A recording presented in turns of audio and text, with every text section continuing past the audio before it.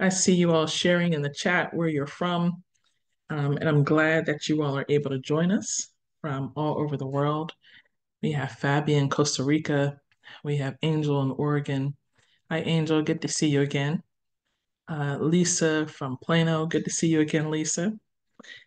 We're going to talk about a lot of exciting things today, primarily some of the trends that we can look forward to over the next year and what those trends mean for the future of your work. So, as we're talking about all these different things, feel free to take notes. I will hopefully have enough time to answer questions. Hi, Rena. Glad to see you. I'll hopefully have enough time at the end to ask questions and answer questions, but certainly we have a lot of things to talk about. So, one of the things that I wanted to start out with is just an overview of some of the things that we have seen this year, but then also take a look at what to expect next year, and then how you can best prepare for everything that's going on. All right, so last year, um, when we did this webinar, we talked about some of the things that were projected for 2023. And I just wanted to review some of those projections because it's important as we discuss the context for where we're heading. So, one of the bigger things that I want you all, um, hi, John and Pamela, thank you all for sharing. It's good to see you.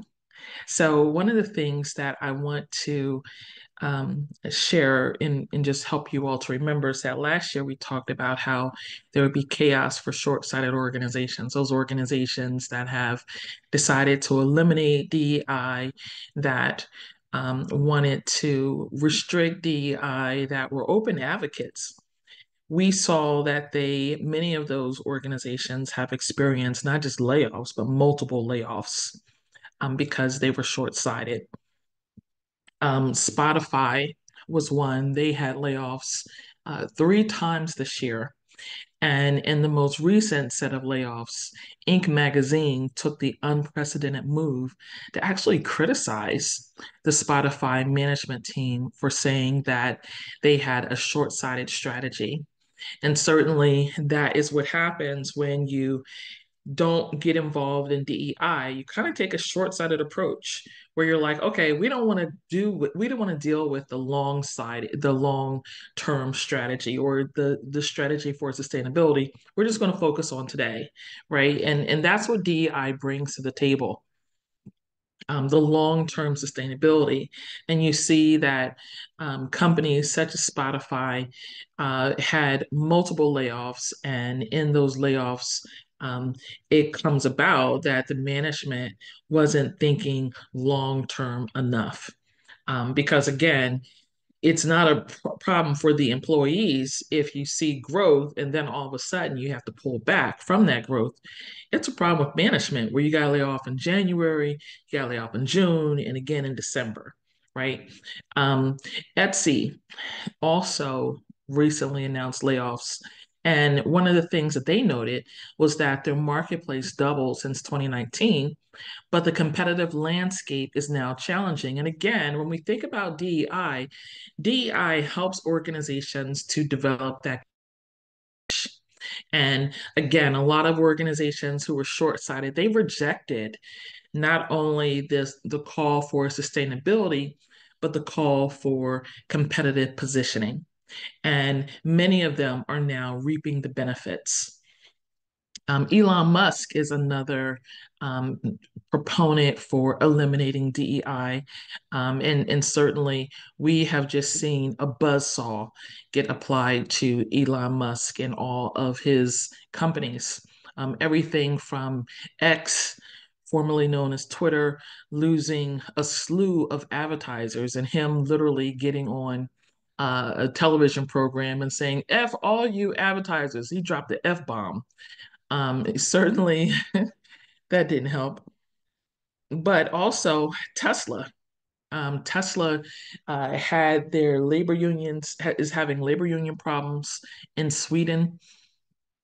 Sweden happens to be a country known for its labor unions. In fact, it is heavily unionized, and certainly one of the things that we have seen in Sweden is that they said, "Hey, we're not even going to pick up the waste or the trash from Tesla anymore.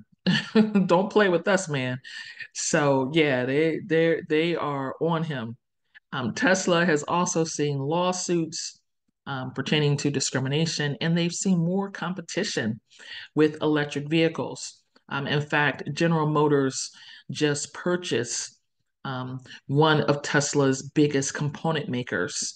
And certainly that puts GM in a position to either compete strategically through that purchase, through that acquisition, or to be able to share in a portion of Tesla's revenue. So yeah, that's something. Uh, tisk tisk. I would love to say I feel bad, but I don't. Especially for some of the people who continue to buy those Tesla cars. And no offense to the people who own Teslas on here today. But certainly, we have seen backlash as well and some of the short-sighted organizations. Now, when it comes to DEI, some of the backlash has been driven by organizations that have made commitments to DEI and then reneged, right? So Bud Light was a big one. They made that commitment to DEI, and certainly while the conservatives use Bud Light as an example, Bud Light isn't really an example because one of the challenges that they experienced was that when the DEI and marketing people made that commitment for Bud Light, it was the management team, the executives that backtracked and reneged on that commitment. And certainly that is what caused the drop and the significant drop in sales. It wasn't the conservatives. So you got to understand who your market is because that will ultimately have an impact. Same thing with Target. Target had been doing LGBTQ Pride Month for over a decade. One of the most renowned organizations for celebrating LGBTQ Pride Month. And instead of talking about and clearly communicating their purpose for Pride Month, they just kind of pulled back and said, "Hey, we're just getting too many threats. We're not going to be able to sustain what we've done in previous years." So that pulling back had a significant impact on their sales that normally are pretty strong during Pride Month.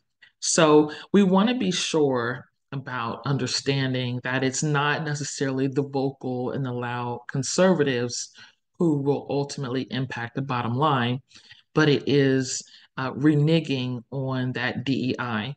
And certainly we saw Cracker Barrel and Chick-fil-A get into trouble with conservatives, but again, neither of those organizations experience the decline in sales like Target and Bud Light did. So we do want to be mindful of those things. One of the interesting areas that we've also seen is that some short-sighted organizations have also experienced multiple lawsuits. So organizations like dollar stores, they have had lawsuits for a variety of different things, and they will continue to have lawsuits so long as they are not really being strategic about how they approach diversity, equity, and inclusion. One of the notes that I want to make here is about how entrepreneurship has been reimagined. And this has really perplexed a lot of people who were just waiting for the bottom to fall out in 2023. Because every time that there were large layoff announcements, we actually saw that it did not have an impact on the jobs. And people were scratching their heads trying to figure out why isn't the job, why aren't the jobs reports being affected, right? And part of the reason is that entrepreneurship is being reimagined. When people are getting laid off, they're like, oh, you know what? Now is the perfect time for me to do something that I love. And the fact that I have all these years of experience and skills and abilities and connections, I can use these to actually start my own business, or I can do a gig, or just thinking about different things that I can do um, until or if I feel like getting back into the workplace. So this has been something that has really affected the economy in a positive way. And certainly one of the things that we're going to continue to see is people starting those small enterprises and getting into gig work, such as OnlyFans. Now, OnlyFans, for those of you who are not aware, is like an amateur porn site. And certainly, while everyone is not showing porn, OnlyFans is a big moneymaker for a lot of people. And certainly, the gigs and the side hustles are really having an impact on the economy and will continue to have an impact on jobs, because now we're seeing that some of those small entrepreneurs are hiring employees, and certainly that is going to have an impact in terms of competition for the best and brightest employees. Corporations, likewise, have been reimagining their existence. I don't know if any of you have seen that Toys R Us and Sears have both rebooted. So both Toys R Us and Sears have been renowned enterprises. And certainly Toys R Us just announced that they were going to do a flagship store in the Mall of America, and Sears announced that they had opened up a shop. And certainly we saw Overstock.com acquire Bed Bath and Beyond when they announced that, when Bed Bath and Beyond announced that they were going out of business. So we are also seeing these corporations reimagine what life can be, and the possibilities. All right, so um, we last year we also talked about some other predictions, such as unpredictable weather patterns and increased focus on sustainability and growth, explosive demand for social and simple digital tools and AI, redesigning space. I don't know if you all have seen the stories. There are some malls that are doing very, very well. And then there are other malls that are like big industrial wastelands almost, right? So they are, some malls have just totally gone bankrupt and they're out of business, and it's just like a big space that needs to be reimagined. The same thing for some of the uh, corporate buildings that were in center cities. Some have reimagined themselves and made themselves into new apartment units and indoor greenhouses and more. But certainly, we've seen the expectations for progressive and non-traditional benefits in terms of providing benefits for pets and doing other things that will engage employees. So, as we look at 2024, I want to kind of take uh, a pretty conservative approach once again in talking about some of the trends. I've identified 7 things that will impact DEI work, and I'm going to look at another 10 things that you can do to kind of prepare for what the future is going to entail.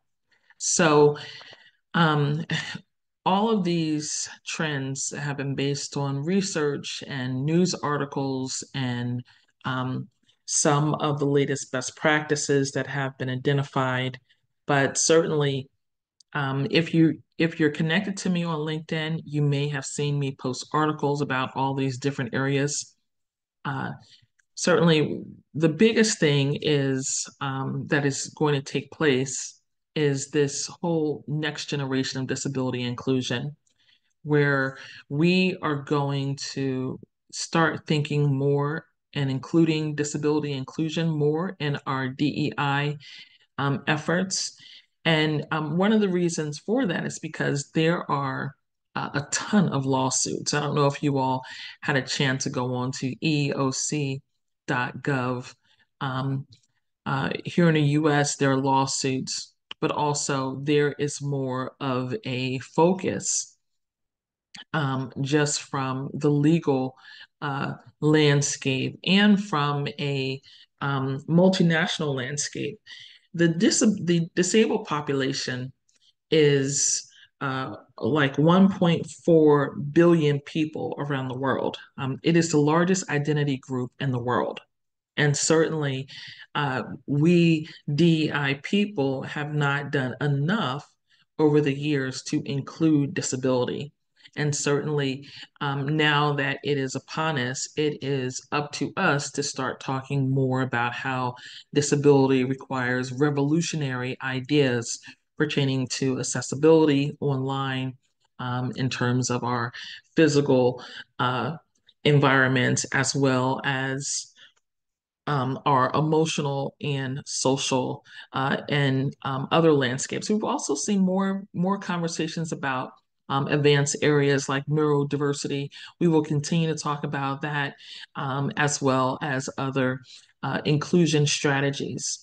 But one of the biggest things that is going to be important in this next generation of disability inclusion is really thinking about how, and this is for cities and states, I'm really thinking about how we are including disabled groups in our conversations about environmental emergencies, not just in terms of being able to say, hey, let's rethink about how we, what we're doing in terms of these environmental emergencies for all people, but specifically talking about what we are doing um, in respect to uh, the the specific challenges that people with disabilities face when there is something like a wildfire, or when there is a flood, or when there is severe weather,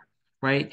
And standard evacuation procedures often fail to consider disabilities. Likewise, recovery efforts don't spend enough time catering to the needs of this group. So we can do better, and certainly this is where we can be more forward thinking in respect to our work. Um, Another area, number two, is flexibility. Now, flexibility is going to mean different things to different people. And it is important for us not to take a one size fits all approach to flexibility, simply because flexibility entails what it looks like, right? Being flexible in our approach, having an adjustable strategy or approach, depending on individual needs. Now, in the workplace, flexibility may take the form of 4-day work weeks, right? We're seeing more 4-day work weeks. This has started in the Nordic countries, but it has spread all over the world. And certainly, we are seeing more schools and employers experimenting with 4-day work weeks, because just like in Sweden and Norway and some of the other uh, countries, Switzerland, they have found that the 4-day work weeks are very productive for not only organizations, but employees as well.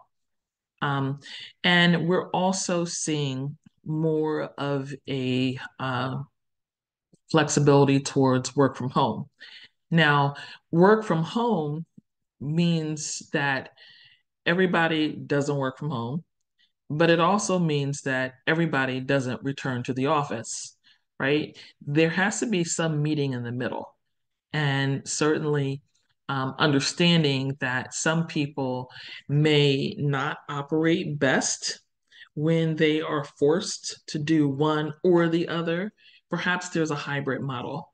And that's what flexibility also entails, being able to offer hybrid options and being able to also reskill and upskill supervisors so that they can adjust and manage their workforces and their teams productively in the midst of these hybrid and or flexible environments, right? It does require a different set of communication skills, a different set of performance management skills, even a shift in how the expectations for the team culture are, right? So we do have to, or even recruiting and training and performance management, all those things. So we want to get our managers to really focus on adapting new skills because that is going to ultimately ensure that they are agile in respect to helping the organization to expand or contract when necessary, as well as adapt to an environment that is volatile, uncertain, complex, and ambiguous, right? So that VUCA environment, volatile, um, uncertain, complex, and ambiguous. All right, so another area under flexibility includes holidays and benefits.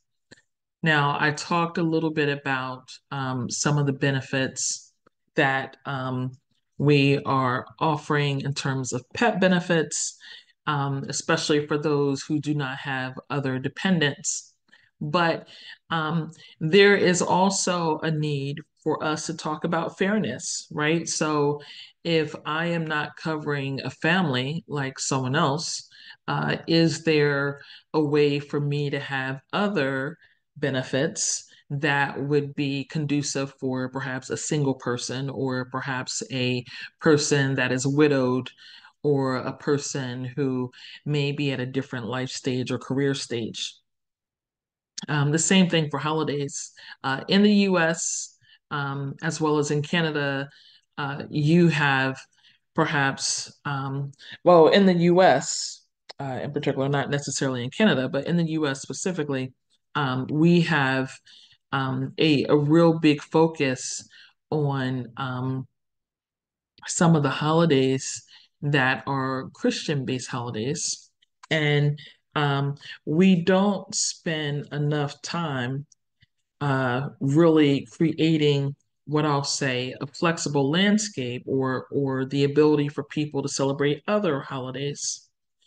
So in places like Canada, they celebrate holidays, right? Too. They provide paid time off for holidays, but because there is such a large um, international population, they also make allowances for people who may not celebrate perhaps Christmas, but they do celebrate Diwali or Chinese New Year.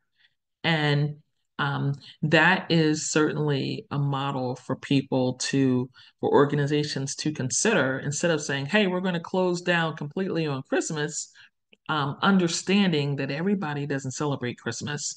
Everybody doesn't celebrate perhaps Easter, right? So for those things that people do celebrate, like Hanukkah or or just thinking about Diwali or other holidays, just making it so that people have that flexibility to celebrate the holiday of their choice and not being forced to celebrate somebody else's holiday, right?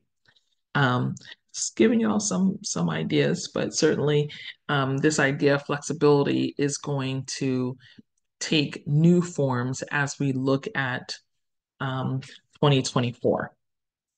All right, number three is hyper intersectionality.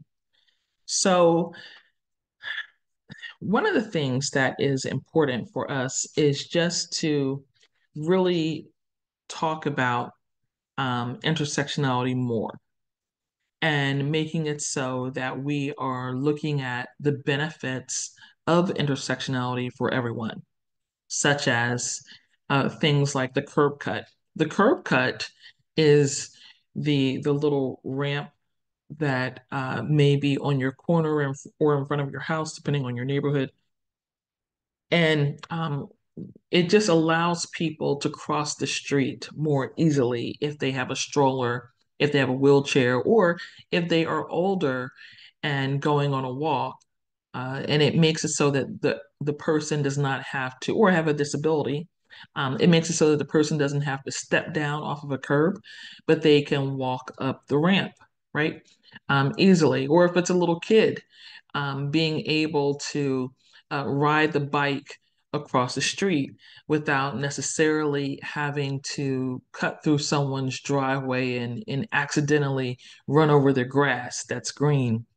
Um, so this idea of intersectionality produces benefits for all. So when we think about some things that are beneficial for some, um, it really does have an all-inclusive appeal.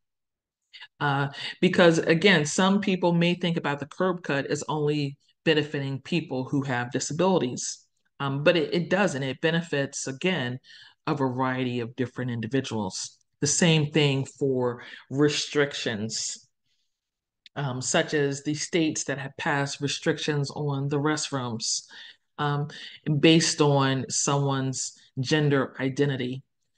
This not only has an impact on um, individuals who are trans, but it impacts older individuals who may need assistance, um, and has a caregiver that is of the opposite sex. It may impact perhaps parents that have young children, such as dads that are traveling by themselves with a young daughter, or moms that are traveling by themselves with a young son. Um, and now they have to leave their child in the restroom by themselves or leave them outside the restroom if they are going to a restroom. And certainly that isn't an idea that's well thought through. Another um, drawback is people who have disabilities, again, not just older individuals, but people who have disabilities and need assistance in the restroom. So, yeah, it's not a really good idea to restrict restrooms without providing some kind of um, accommodation for perhaps individuals who may have different needs. Uh, in that instance, there has been considerable research on having single-use stalls, as well as having family restrooms. And certainly, this is beneficial in a variety of different ways. For instance, um, for those individuals who have to use a restroom at sporting events, um, it cuts down the line when there are, or concerts as well. It cuts down a line for the women's restroom when there is a single use stall or um, a stall that is usable regardless of gender, right? Um, and certainly, when it comes to getting back to your seat in a timely manner, people want to get back to their seat, right? During a concert or during a game, and having a restroom that allows for any gender to use it really does make the time go by a lot faster. The same thing that people have found in Japan.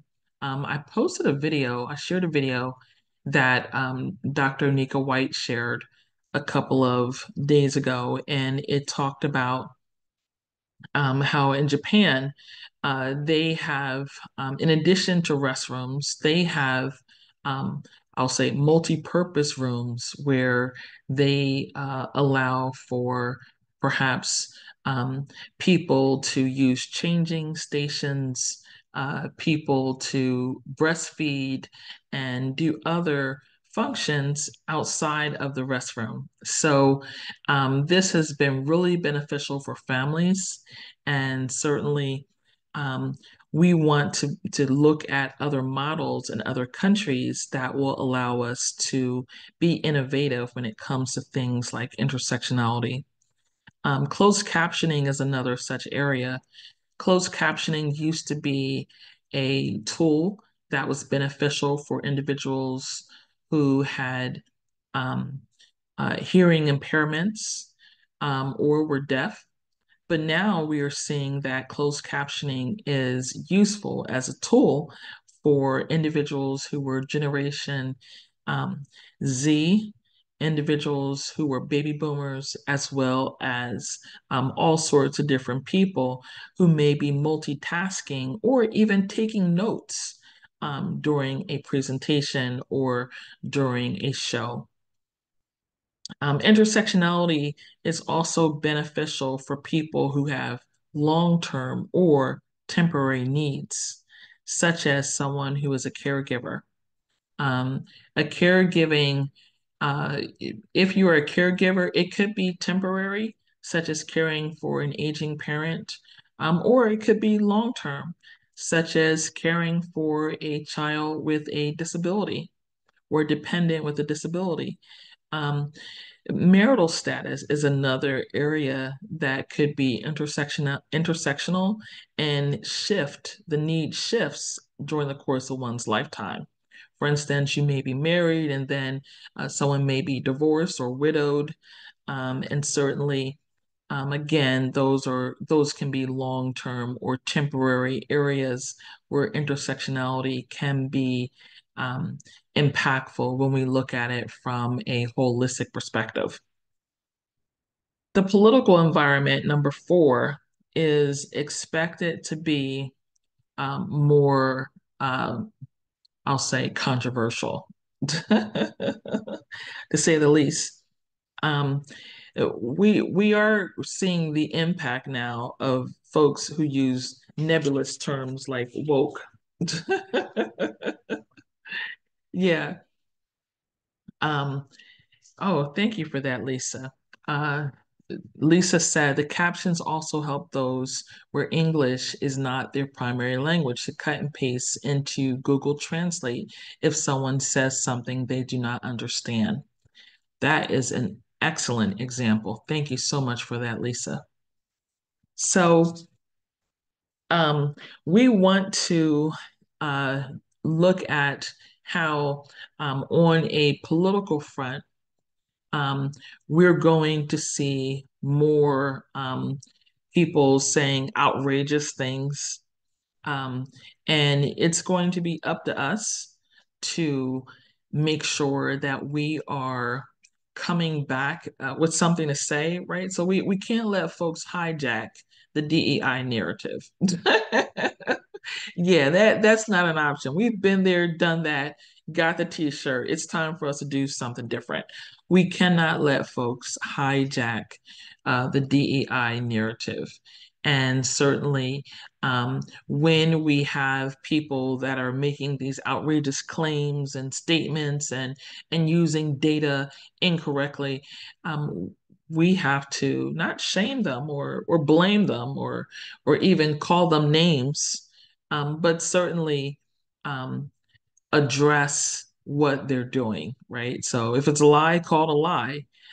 If it's something that is misinformation, provide the correct information, right? So let's not be on the defensive. Let's be on the offensive where we are really addressing the people who are who are transforming our work into just um, awful things, right? Things that are bad for people.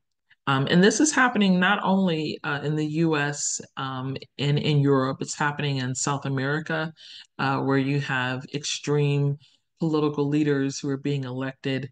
It's happening in some African nations, some Asian countries, and certainly we want to be aware of these attacks on diversity and how they can not only impact our work, but cause people to fear the positive things that we are doing. Misinformation is under this area because it is a key. It is a key source of conflict and division. And certainly, we have to make it so that we're talking about this whole idea of um, misinformation and providing the actual data. um, I just want to go back real quick. Angel noted, loving this intersectionality and highlighting the often missing parts of these conversations.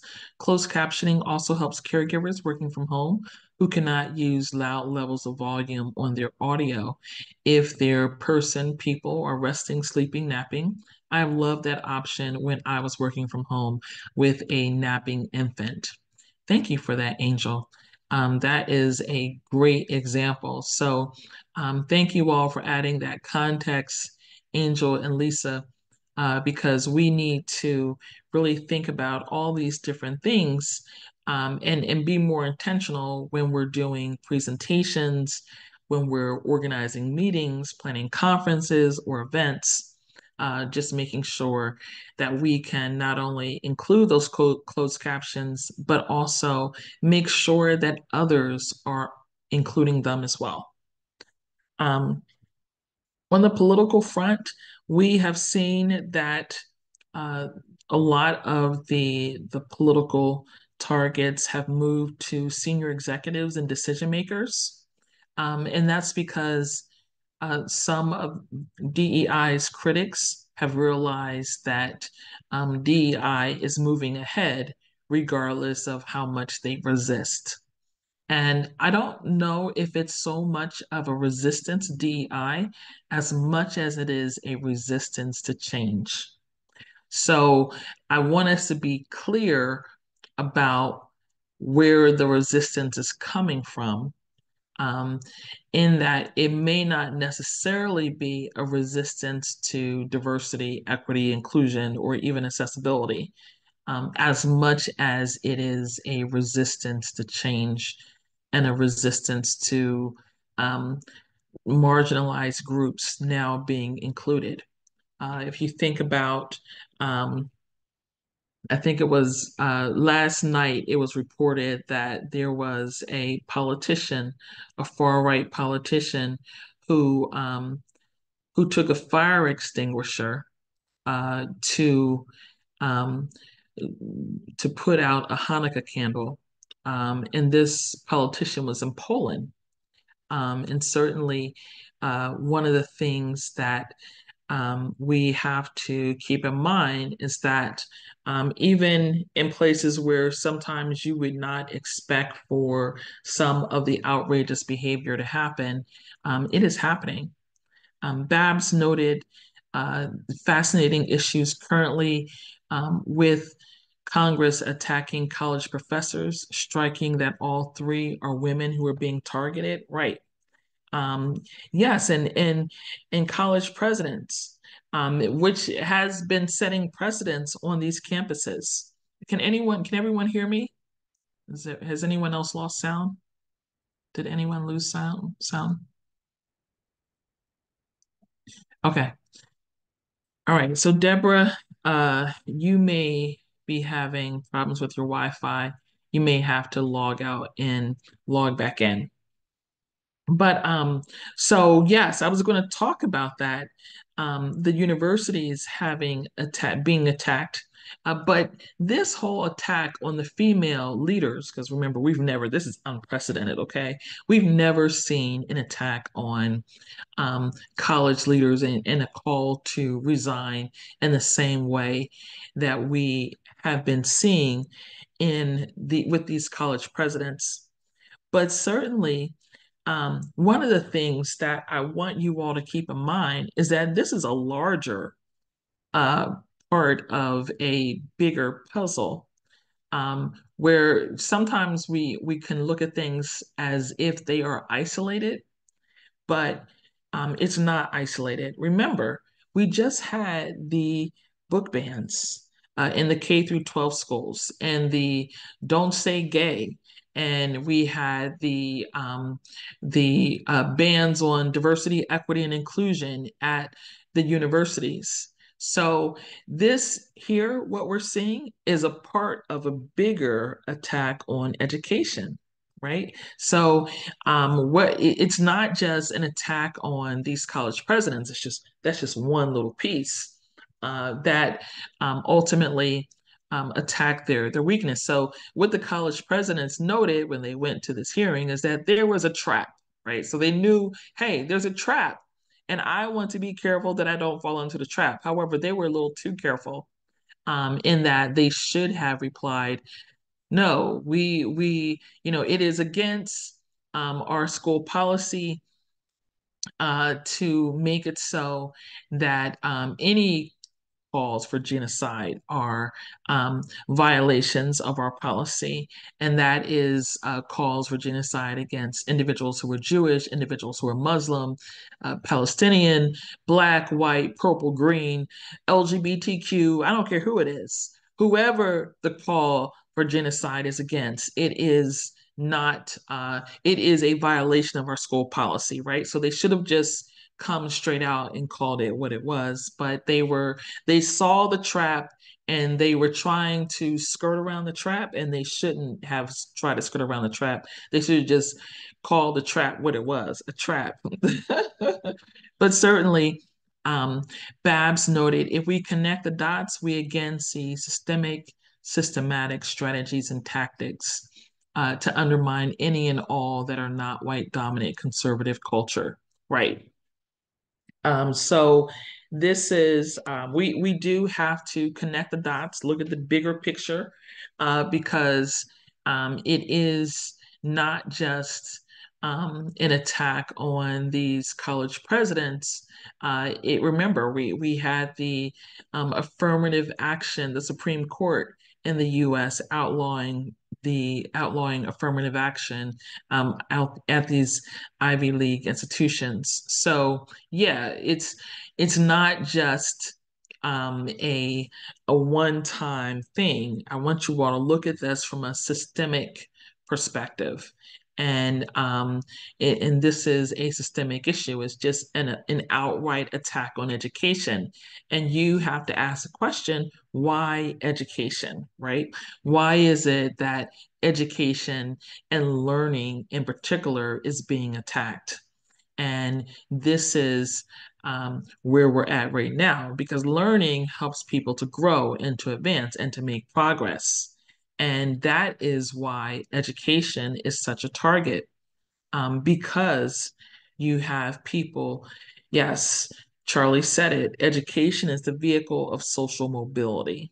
Right. So there are a group of people who don't want um, people to use this vehicle, right? And it doesn't matter if we're talking about black, white, purple, green, no matter what race, no matter what ethnicity, nationality, whatever, it is just a target on education as a whole, learning as a whole. And therefore, we also have to get creative about how we continue to stimulate learning for everyone, right? Be intentional about that, because education in the institutional manner is under attack, because education is what has been advancing these different social groups.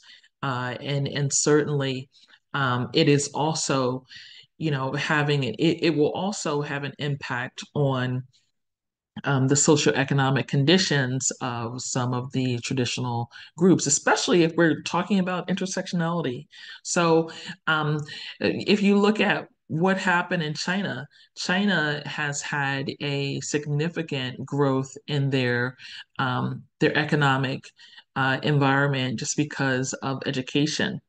And certainly, it has leveled the playing field and created more opportunities for everyone.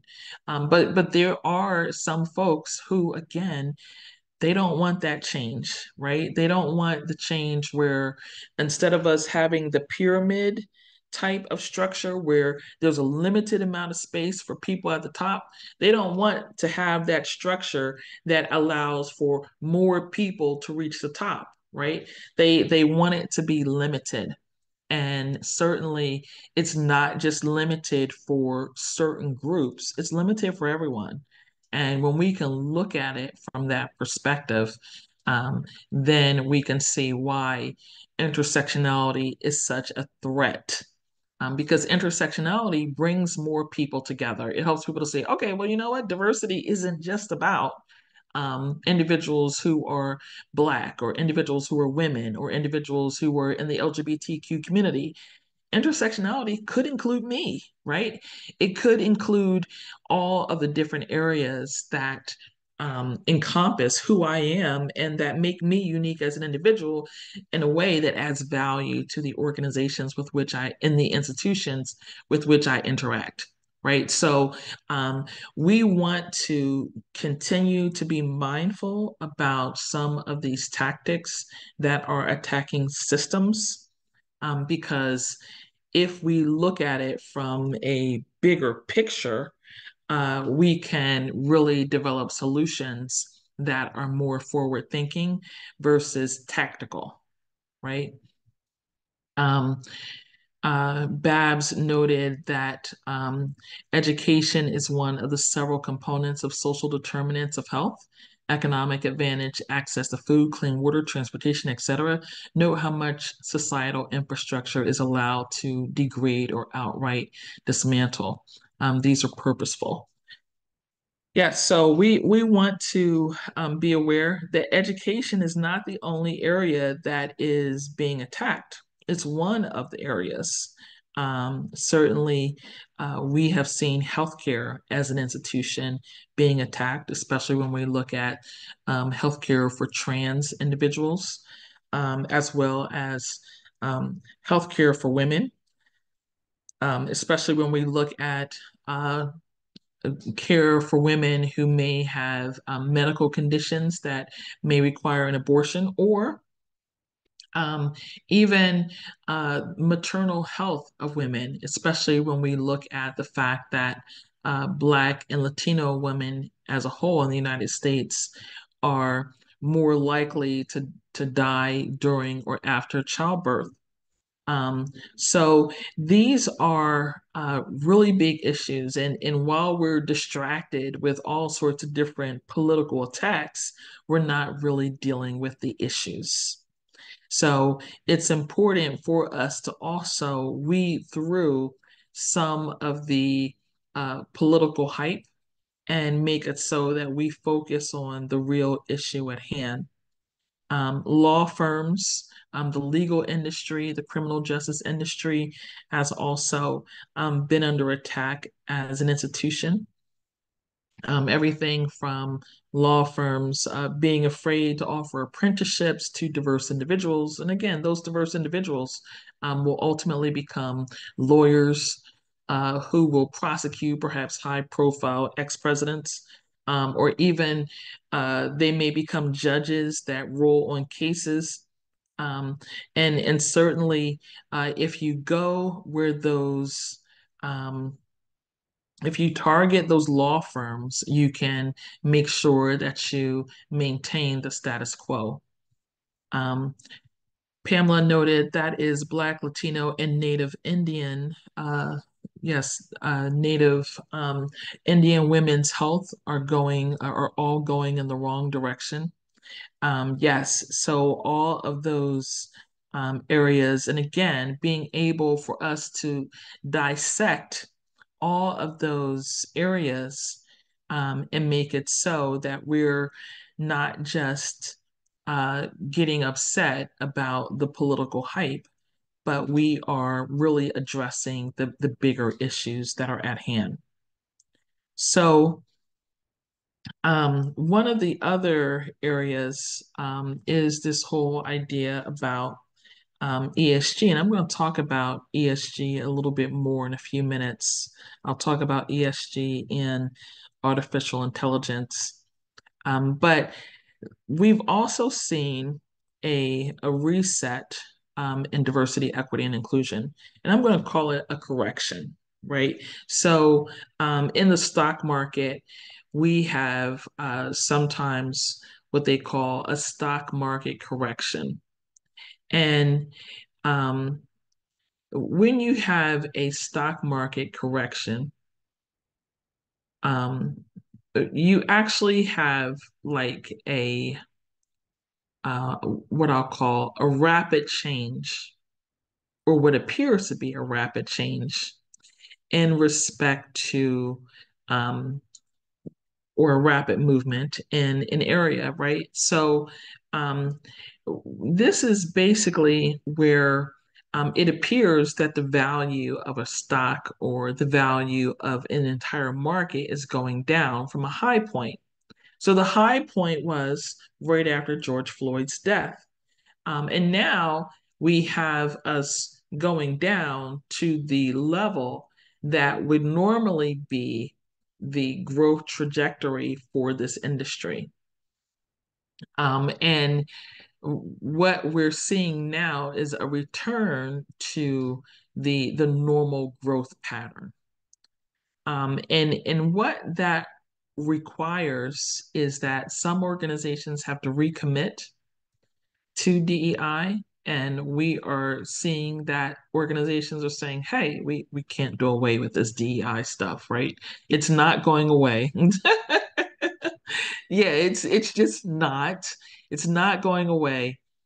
Even when you think about uh, a merger or acquisition, not only do we have to mesh two different organizational cultures, but we also have to make it so that we do our due diligence on DEI issues, like if they have a lot of discrimination lawsuits or harassment lawsuits, like we saw in the Microsoft and Activision deal, where Activision had a slew of harassment lawsuits.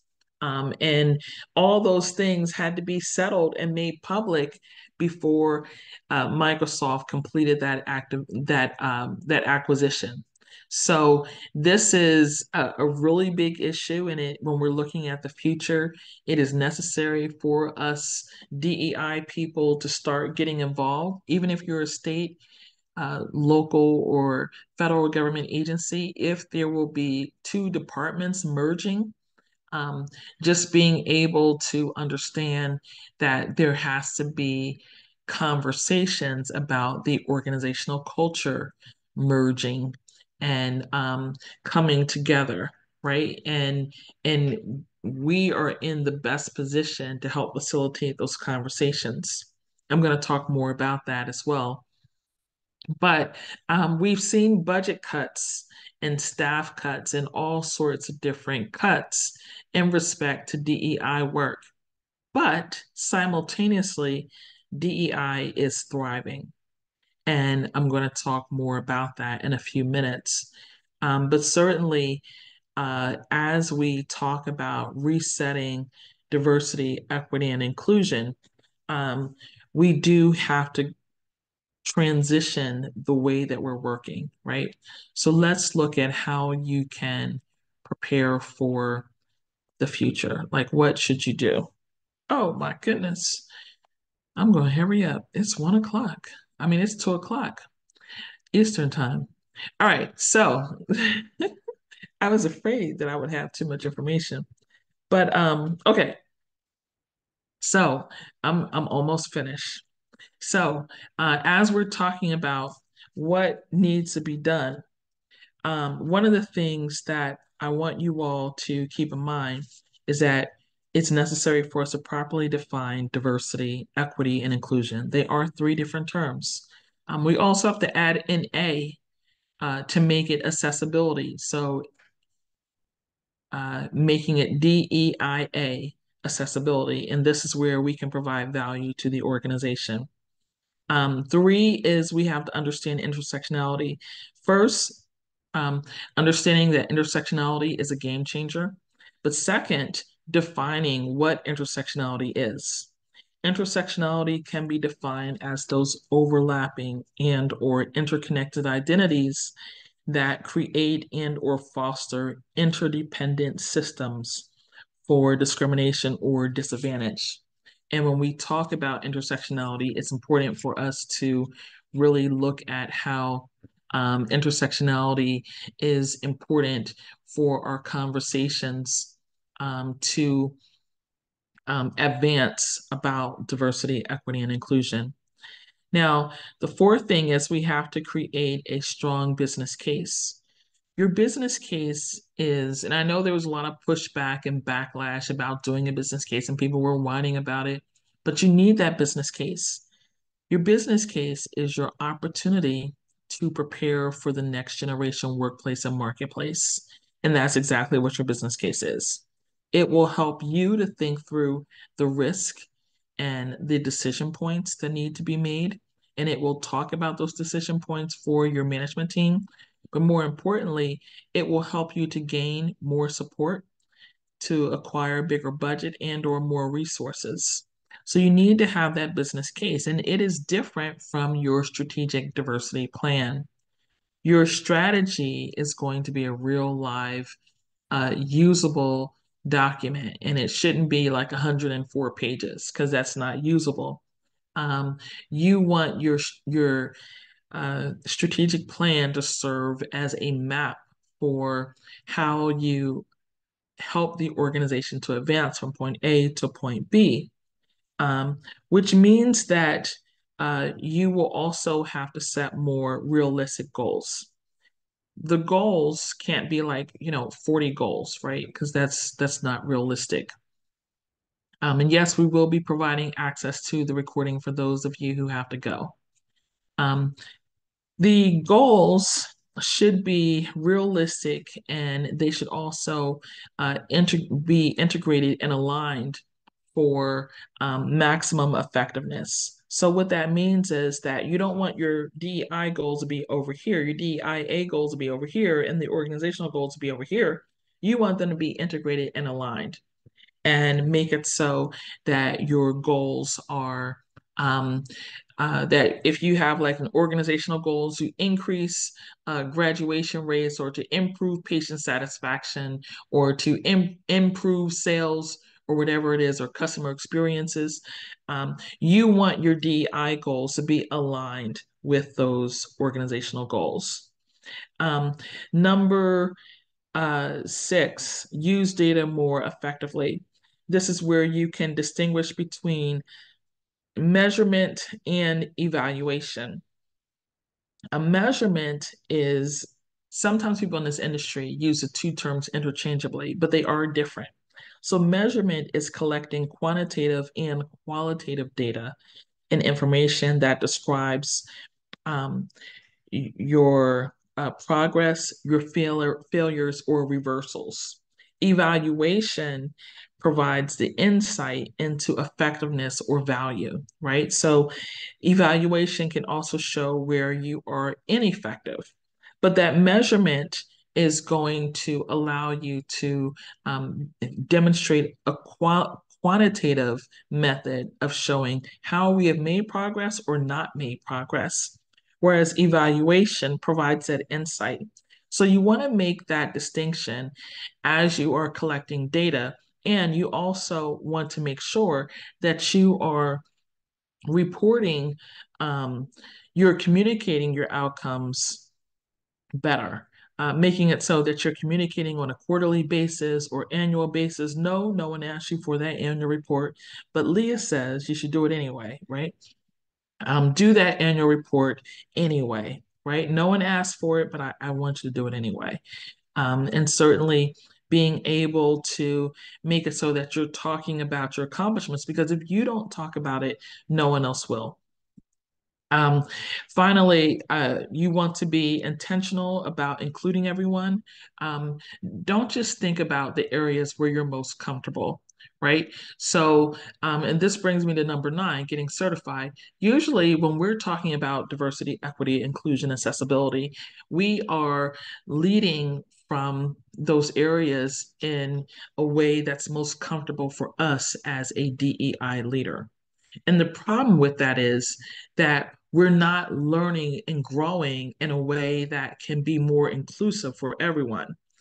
If you want to specialize in race or gender or sexual orientation, gender identity, or even disability, that's okay. Specialize in an identity group. If you want to specialize in a function such as training or recruiting or strategic planning, that is also okay. Specialize in a function. If you want to specialize in an industry such as uh, education or the legal industry or the accounting industry or even the criminal justice industry, that is fine also. But DEI as a whole should benefit everyone. Not just one particular race, not just one particular gender, not just people who are gay, but all, right? So we want to make it so that we're learning about those areas that we may not be as familiar. And this is where certification comes in. Certainly, it doesn't matter where you get certified. Um, I happen to think that IDC is the best, but that's just my opinion.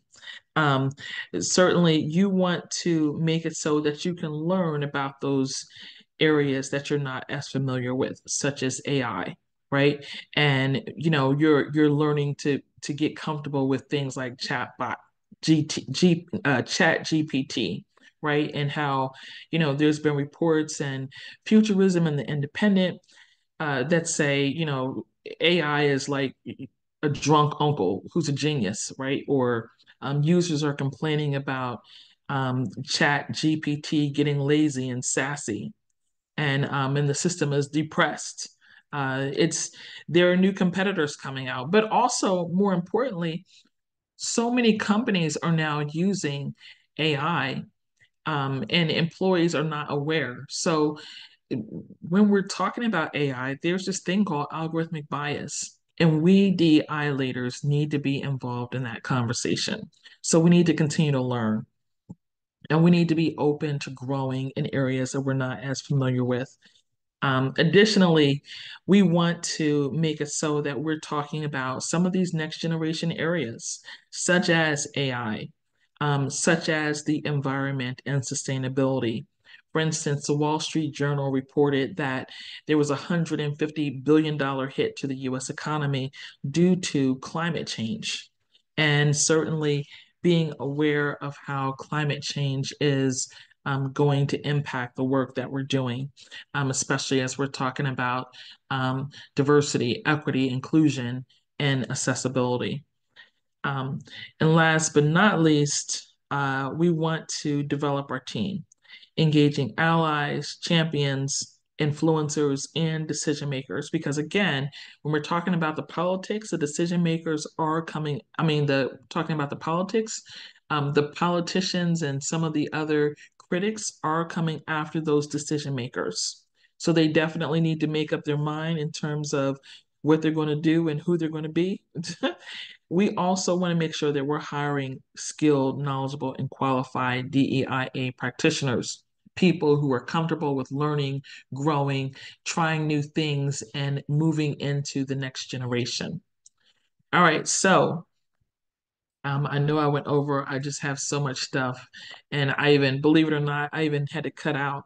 Um, Angel said, GPT is a badly trained intern.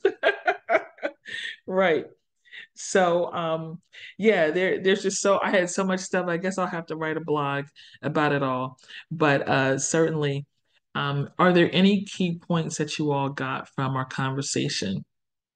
Any key points or thoughts before we go? Thank you, Angel. I know I had too much information. I wanted to share so much more with you all, but it's fine. So, yes, DEIA, we have to include that accessibility as we're moving into next year. And certainly, just being able to talk more about accessibility and to, look at and learn about these things that may not be traditional DEI topics. I want you all to grow and to develop and to start going into the future more intentionally.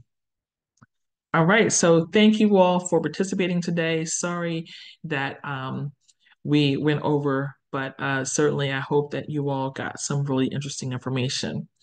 Angel noted, I love the information and thank you all for hanging in there. All right, have a great day. Bye bye, everyone.